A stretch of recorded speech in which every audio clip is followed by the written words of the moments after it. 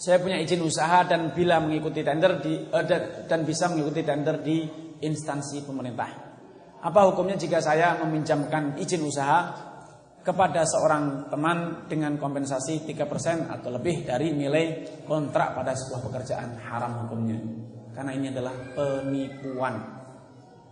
Pemerintah tatkala memberikan izin, memberikan wewenang Anda untuk ikut tender pemerintah, karena mereka tahu Anda punya kemampuan untuk menjalankan proyek.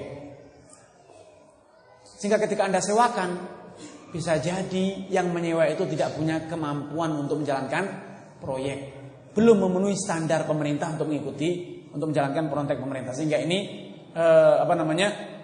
jelas celah terjadinya praktek yang tidak dibenarkan secara syariat.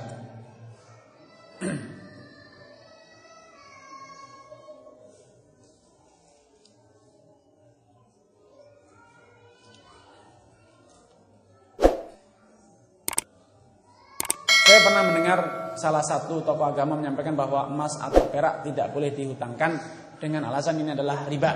Mohon penjelasan tentang hal ini. Kalau dihutangkan boleh. Mas, saya pinjam gelangnya 10 gram, nanti saya akan kembalikan bulan depan 10 gram juga tanpa ada tambahannya. Maka ini boleh, utang piutang seperti itu boleh. Itu bukan jual beli, tapi utang piutang. Utang piutang boleh, seperti kita utang uang sekarang 10 juta boleh. Tapi kalau jual beli, saya beli emasnya dengan emas yang saya miliki, besok baru saya serahkan, ini namanya riba yang diharamkan karena tidak terjadi serah terima fisik. Kalau mengutangkan, sekedar mengutangkan boleh, asalkan tidak ada tambahan keuntungan.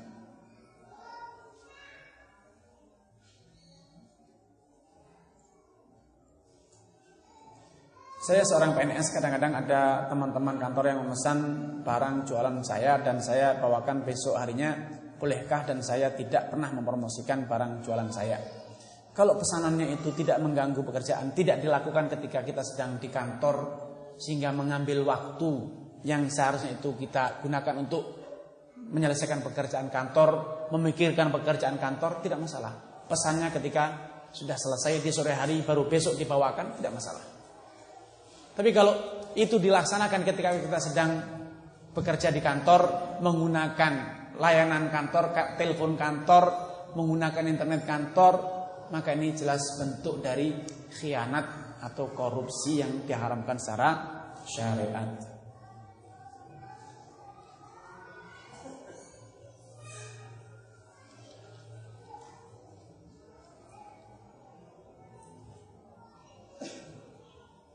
Sekelompok orang melakukan arisan setiap bulan, dilakukan undian atau lot. Bila si A mendapat uang arisan setelah diundi, maka si A berkewajiban mengumpulkan kelompok arisan tersebut dan diberi makan. Dan ini dilakukan secara rutin. Ribakah ini? Betul, itu adalah riba. Karena arisan itu adalah akad utang menghutangi. Anda mengutangi saya, besok giliran saya yang akan membayar utangnya. Proses arisan 10 orang. Orang pertama akan mendapatkan utang dari 9 orang temannya. Dan besok dia akan mulai mencicil membayar ke orang kedua, ketiga, keempat dan seterusnya. Sehingga ketika orang pertama mendapat bagian, mendapat undian, menang masing-masing 100.000 sehingga dapat 1 juta, kemudian yang mengutangi tadi harus mendapatkan hidangan makanan. Ini adalah keuntungan. Kenapa? Mengutangi 100.000 akan kembali 100.000, tapi dapat makan malam, dapat makan siang. Loh, kan besok dia juga memberi makan juga, iya, makannya sama? Saya pastikan tidak akan sama. Di si A pertama makanannya plecing, tempe goreng, tahu goreng. Yang B, udah dapat giliran, dapat arisan, makanya cuma plecing sama tempe tahu goreng. Ini lihat kalau saya makanya telur, sate, gulai, soto. Beda dong. Ini namanya riba. Tapi kalau mau biar tidak tersumber riba, makanya sama standarnya baku. Plecing tempe goreng 5, kalau 10 ya 10 potong, besok juga 10 potong, tidak boleh ada lebih. Jadi kalau sama-sama tempe di rumah pertama 10 potong, masing-masing mengambil 1, di rumah kedua 20 potong sehingga mengambil 2, terjadi selisih, maka akan terjadi praktek riba. Karena ada keuntungan. Orang yang pertama, saya keluarkan 1 tempe dapat 2 tempe.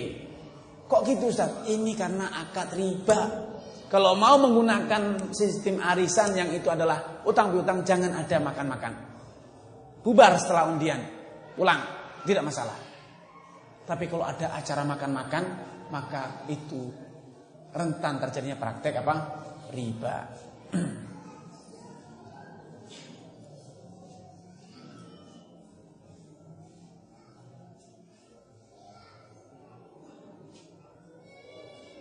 Saya punya hutang di bank dengan jaminan sawah. Pertanyaannya, bagaimana caranya biar bisa keluar dari bank, biar jaminan tetap, karena saya dapat uang sesuai dengan harga tanah yang saya jaminkan. Gampang sekali, dilunasi Pak.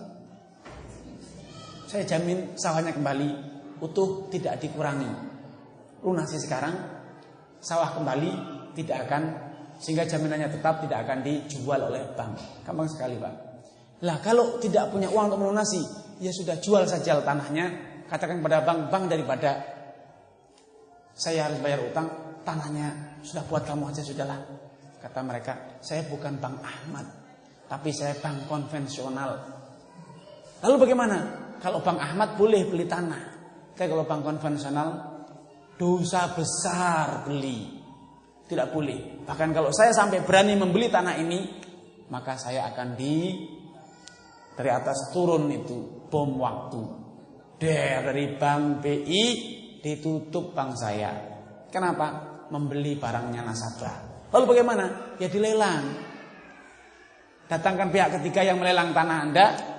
Nanti kalau syukur-syukur laku lebih ya ada sisanya. Kalau kurang ya Anda harus tetap menambahi. Namun siapa yang menjual? Pihak ketiga, bukan bank konvensional. Andai utangnya ke Bank Ahmad, insyaallah urusannya mudah. Tapi sayangnya utangnya bukan ke Bank Ahmad atau Bank Umar.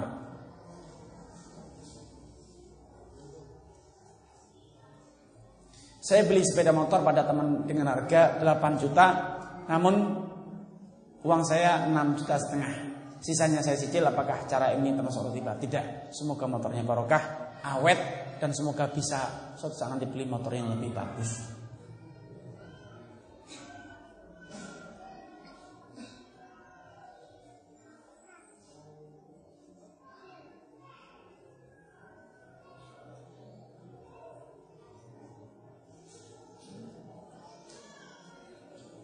Saya dikasih proyek, tapi setelah proyek selesai saya berjanji akan mengasih uang berapa yang saya inginkan. Tidak ada perjanjian berapa rupiah yang akan diberikan, tapi seikhlas saya sendiri. Apakah praktek ini termasuk riba?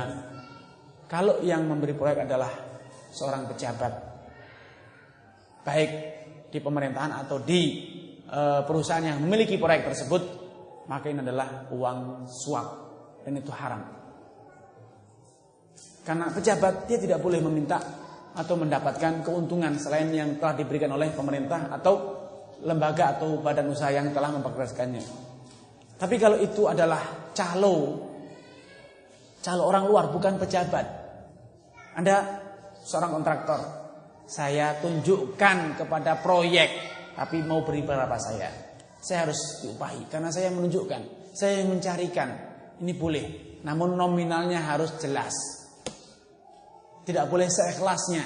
Karena kalau seikhlasnya nanti saya kira teman baik, seikhlasnya itu 10 juta minimal, ternyata seikhlasnya cuma 10.000.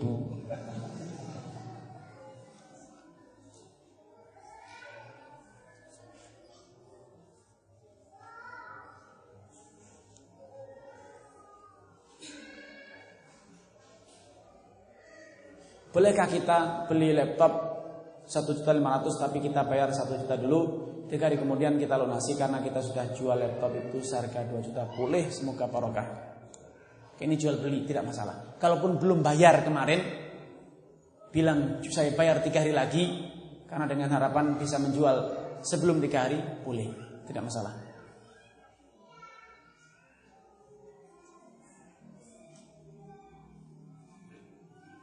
Ana punya sapi 1 ekor dititip kepada seseorang dengan perjanjian kalau punya anak pertama menjadi milik tukang angon. Kalau anak beranak lagi, yang kedua menjadi milik anak ketiga jadi milik tukang angon, begitu seterusnya. Bolehkah ataukah riba? Ini salah satu bentuk kerjasama yang sebenarnya dibolehkan, namun perlu dibenahi dalam bentuk model pembagian keuntungan. Berapapun anaknya dibagi 2. Anak pertama yang dibagi 2 dijual separuh untuk pemilik, separuh untuk yang angon. Tapi kalau anak pertama milik yang angon, yang kedua kalau tidak lahir, sapinya ternyata mati, atau telat sekali, yang pertama baru setahun sudah lahir, yang kedua 5 tahun tidak lahir-lahir, bagaimana? Atau anak pertama kembar, yang kedua hanya 1 dan itu pun cacat, bagaimana? Ini adalah gharar seperti ini. Jadi dibenahi sedikit saja akadnya. Setiap yang terlahirkan dari hewan ini maka itu milik berdua. Bagaimana kalau dipelihara ya milik berdua, langsung dijual juga milik berdua. Nah, dengan cara seperti ini maka perjanjian itu sesuai dengan syariat.